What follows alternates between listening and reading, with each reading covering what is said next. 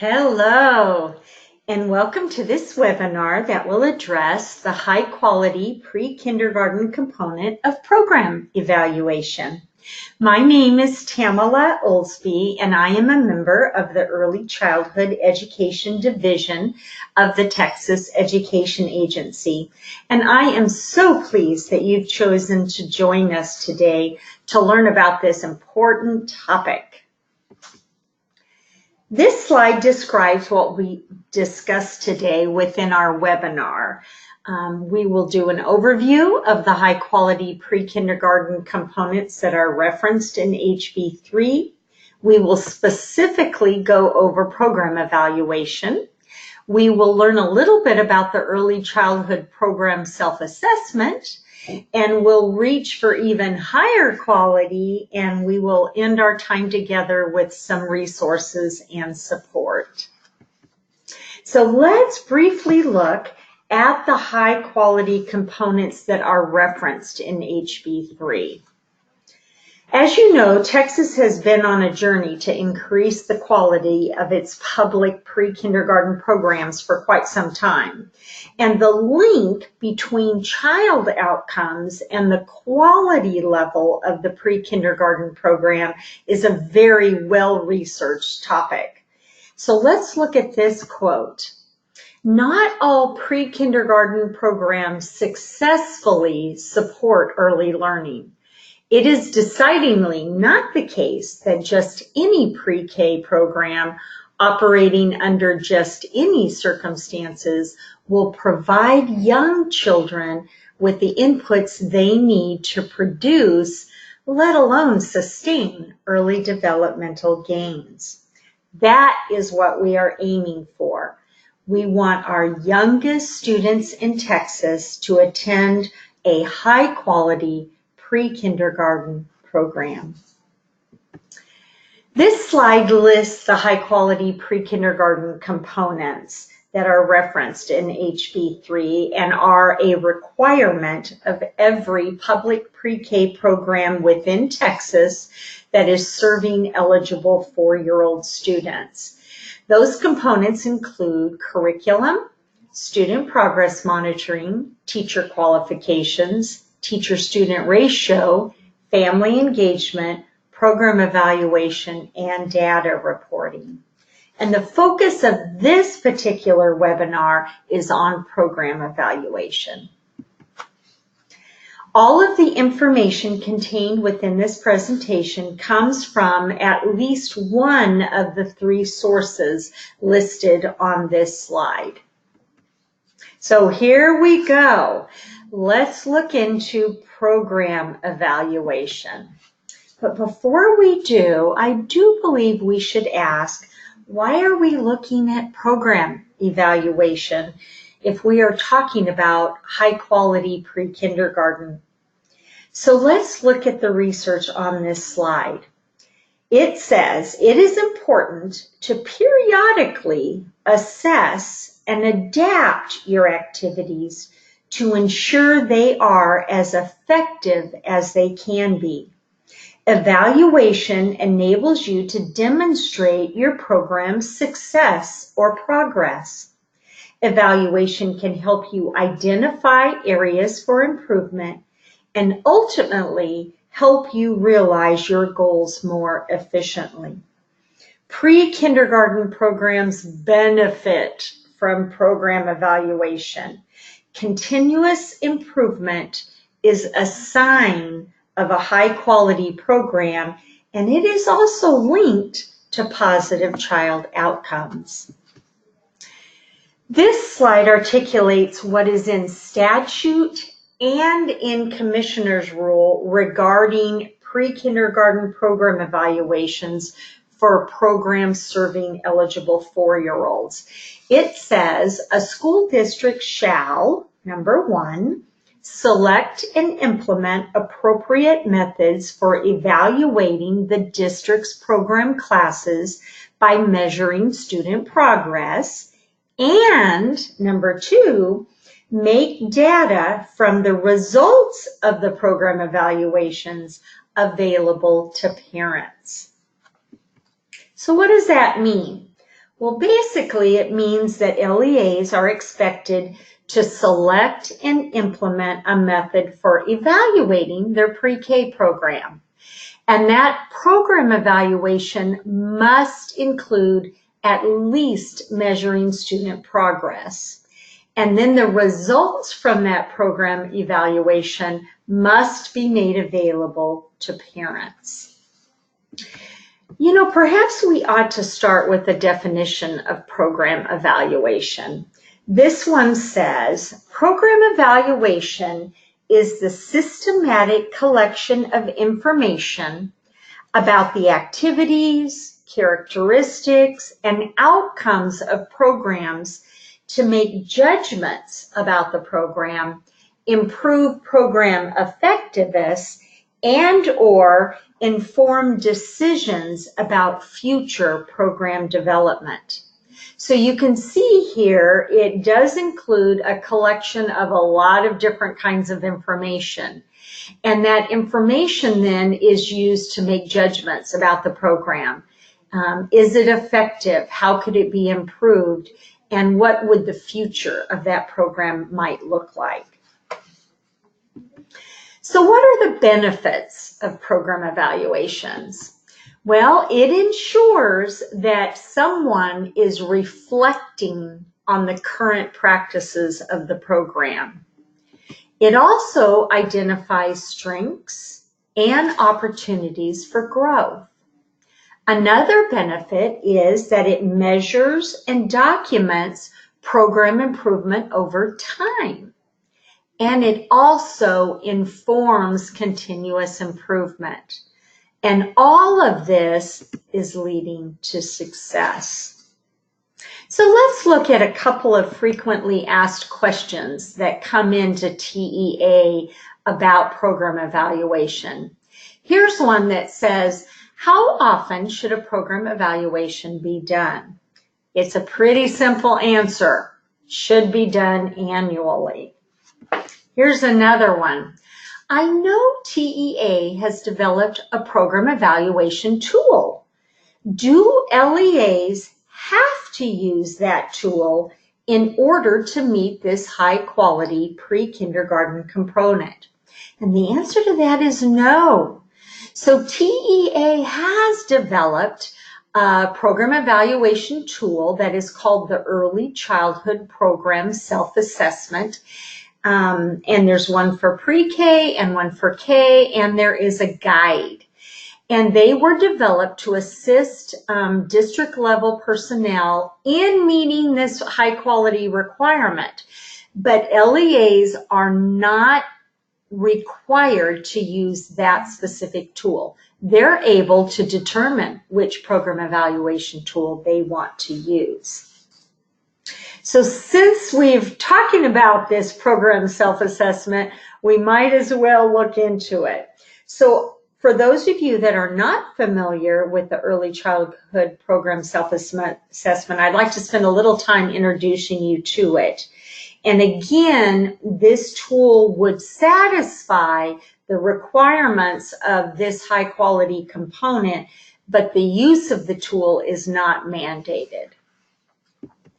So here are the three program self-assessment tools. As you can see, one is pre-K related, one is kindergarten related, and then there is a program self-assessment guide. And just to let you know, these three tools are currently under review. TEA has asked for input from LEAs who used the tools last year. And there are some changes, some revisions that are now being made. And there may be some additional revisions due to the changes necessitated by HV3. So the information I'm going to be sharing to you right now is applicable to the current tool. But when the new revised tool is made available, you will notice some differences. This slide shows the areas that LEAs would evaluate if they were using the Early Childhood Program Self-Assessment tool. And as you can see, the tool is quite extensive. There are components for access and enrollment, administrative and teaching staff, curriculum, instruction, assessment, learning environments, family engagement, transitions. And then look at all the strategies that fit under each of those components. There are a lot. So it is quite extensive. So each component, the one here on the slide is in instruction. I've given you just an example, and it lists one strategy. And I just picked this one out to show you an example. So you will see that the strategy is on supporting the whole child. And it lists 3 levels of quality. One is developing, one is proficient, and one is exemplary. Each level of quality has a brief descriptor under it. So when using the tool, LEAs would read the descriptions under each level of quality and consider, which of those levels of quality do I meet? And then they would circle that one.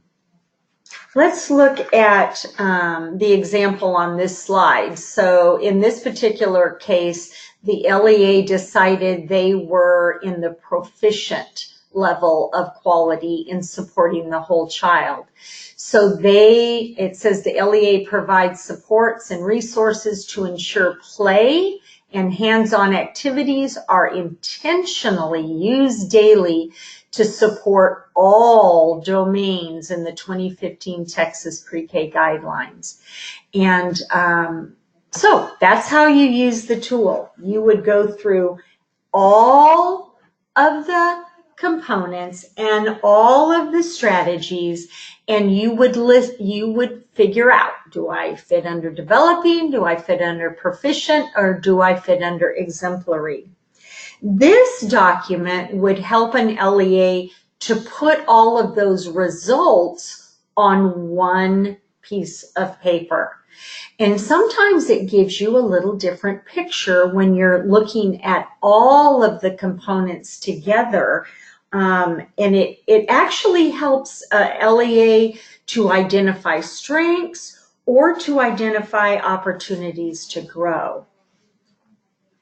This next page is also contained in the Early Childhood Program Self-Assessment document. And it can be used, again, to document the overall results. So with this document, an LEA would list the strengths that they have identified. They would list the opportunities to grow, and then they would create next steps for the items that they have chosen to grow in. This page could also be used to help LEAs report to parents the results of the program self-assessment. Do you remember that that's one of the requirements of this high quality component? And this document then kind of becomes a guidebook to direct LEAs in their continuous improvement efforts. So we've discussed what is required in the high quality component of program evaluation.